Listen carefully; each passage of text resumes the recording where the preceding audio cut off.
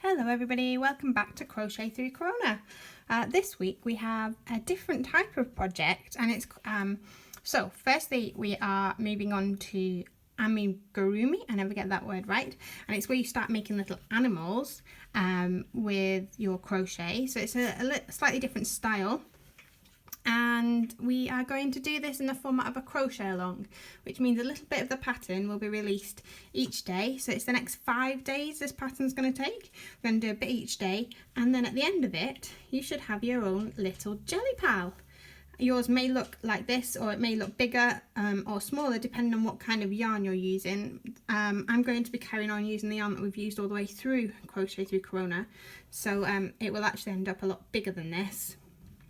Because this is made using sport weight yarn, which is quite thin, a lightweight yarn, and the yarn I'm using in Crochet Through Corona is much thicker, so I will have a much bigger product at the end, but it will still have the same feel.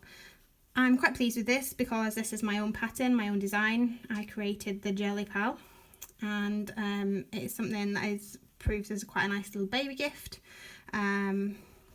All the materials I use this is organic cotton, GOTS certified, and then the stuffing is used from recycled cotton. So yeah, quite an eco-friendly product and baby friendly. Depending on how you make yours, you might need to be careful whether you give this to a baby or not. If you're using a hook and a yarn that doesn't quite match up, then you might have too bigger gaps in between here once you've stuffed it, so the stuffing might be able to get out. Mine is pretty tight knit, so there's no escapage here, so it's quite safe to give to a baby. But the yarn that I'm going to be using and the hook that I'm going to be using, that I have been using through Crochet Through Corona, as you can see, has a few more holy bits, a bit more gappy. So I'm going to demonstrate with this because it's what I recommended some of you to get, and it is really the right materials for doing normal crochet. But for amigurumi, we would normally use a size down, a hook size down from what the yarn recommends, so that you can get this tighter feel to your work. So that is the general gist of how we are going to do this project. So we're going to do it by creating a little bit each day, and then at the end we'll have a final product. So 5 days, 5 little pieces to work on, and then you will have your very own JellyPal. So I hope you're looking forward to that as much as I am. This is going to be our first piece, so join me in the next video. You will need some yarn and a hook, preferably a hook size down from what is recommended. But I'm going to stick with what we have been doing, and it really isn't a problem if you do.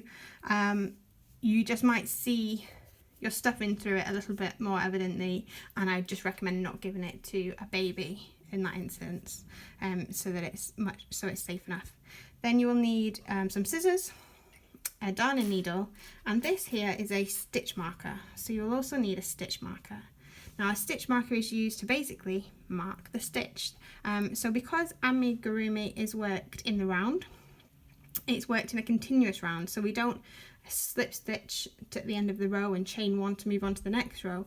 We just work in a continual round, and so because it's going round and round and round, you need to know where one round finishes and the next round starts. So we use a slip stitch, a stitch marker. Now you may have an actual stitch marker like this, or if you don't, a simple paper clip will do the trick, or a Kirby grip, a hairpin, anything really that you can think of that will, I tell you what else, a curtain hook, you know those things that you attach, the little plastic things that you attach your curtain hooks with, anything that you can just mark a point in the stitch. So I'll give you a demonstration of how it works. So this one, I just slip it through underneath that stitch like I would a hook, and then this one can tie off, so it's quite secure and marking the work. But you could do the same with as I say, a paper clip, or anything else you can find lying around. So you'll need to grab yourself one of those as well. And see me in the next video to get cracking.